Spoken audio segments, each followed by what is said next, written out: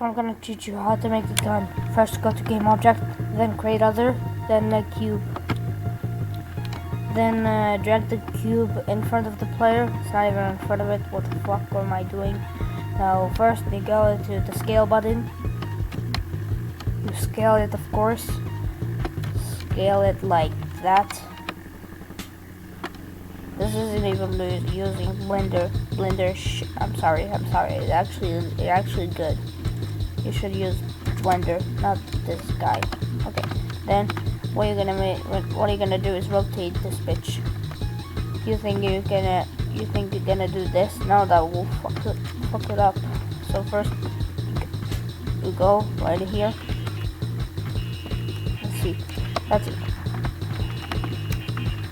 It's life-saving.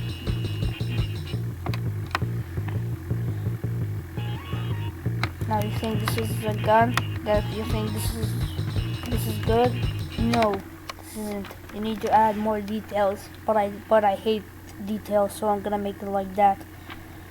So